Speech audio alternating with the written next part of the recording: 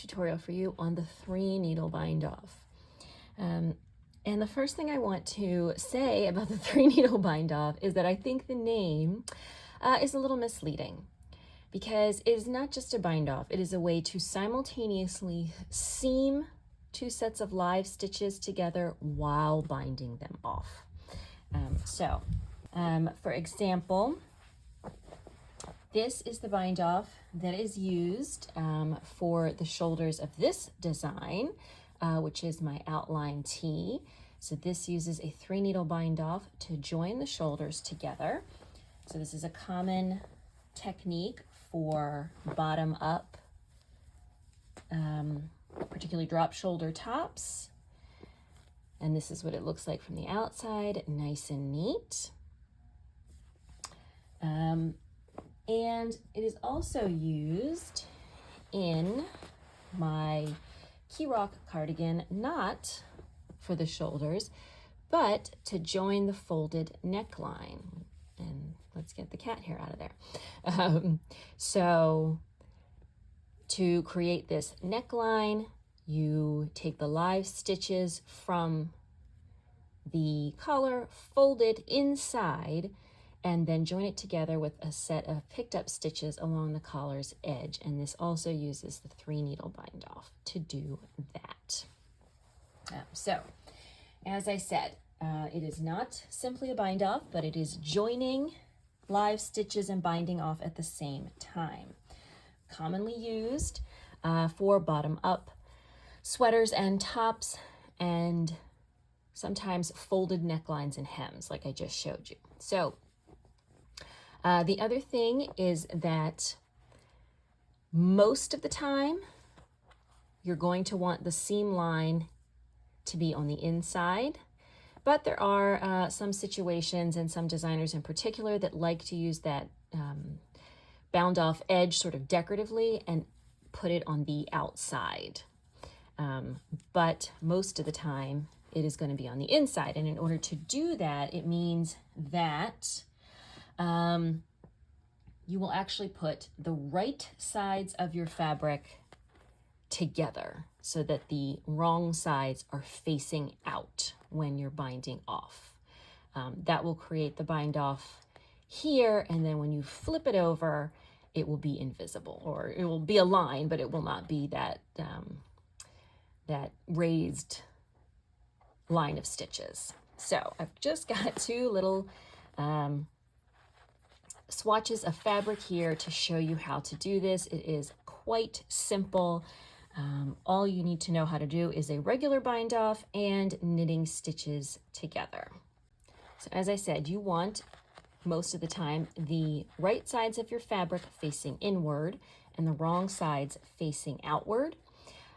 You can add a new ball of yarn to do this, but it's also, easier if you already have the yarn joined. And in that case, you would work a right side row before starting this so that the yarn is here at the start of a wrong side row.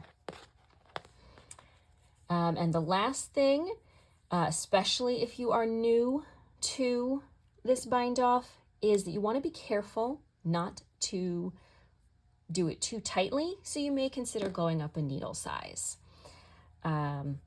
Just to make sure, if it's too tight, especially for those shoulder joints, it can distort the stitches and just make the shoulder not lay very clean and flat. So you just want to make sure you're not pulling too tightly as you do this. All right, so you want your 2 sets of live stitches. You can use a spare needle for one of them. In this case, I'm just using a stitch holder. And then my second set of stitches is on the needles, and you want to put them right sides together. Okay, then you're going to get both sets of stitches down to the end of the needle, like this, and have your working yarn here. Again, you can use a different needle if you like. Let me get this out of the way. I'm just going to use the opposite end of the needle I already have the stitches on, but you could use, again, a larger needle size if you want to make sure that this doesn't get too tight. And as I said, this is very simple.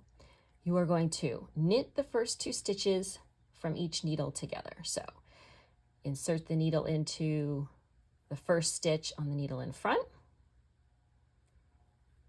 insert it into the first stitch on the needle in back, wrap the yarn around and pull it through so that you have knit those 2 stitches together, and then you drop the stitches off the needle. Make sure you only drop those 2 and not the next 2. Then you're going to do that again. So insert needle into the first stitch on the front, first stitch on the back, wrap the yarn around, knit those 2 stitches together. Now you've got 2 stitches here on your right needle, and you're just going to lift one over the other like a regular bind off. And that's what you're going to do all the way across the row. So knit 1, knit 2, work them together, slide them off both needles, and then use one of your needle tips to pull the first stitch over the second to bind off.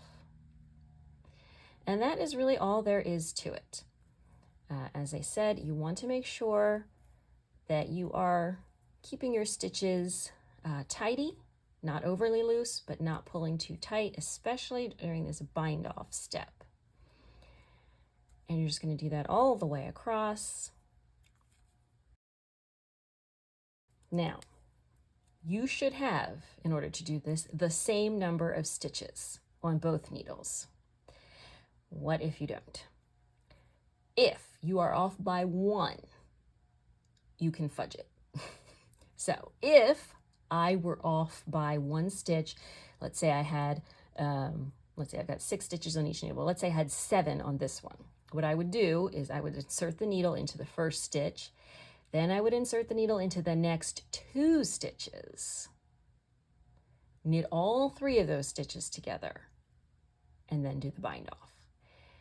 So, as I said, if you're just off by 1, you can fudge it. I would not do it with more than that, but 1 extra stitch you can kind of squeak in there. But you should do your best to have a matching number of stitches for both sets of stitches. Okay, we're at our last 2 stitches. Knit into both of them, slide them off, bind off, and then we're going to pull our yarn end through the last stitch. Guess I pulled off more yarn than I needed. And we're done. All right, so here is how it looks on the right side, nice and neat. This could be, your shoulder edge or anything else. And then on the inside, you have this raised line of stitches. It should fold pretty neatly along this line as well. So it gives you a nice tidy, straight shoulder edge or whatever else you may be binding off. As I said, you could have this, on the outside. It looks okay. It can be decorative, but most of the time you're going to want it to be here on the inside, giving you this nice, almost invisible join. So there you have it. That is the 3-needle bind off, a way to simultaneously join live stitches and bind them off together. I hope you found this video useful. If you did, I hope you will give it a thumbs up. Don't forget to subscribe. New knitting related videos here every Saturday. See you soon in another video. Bye.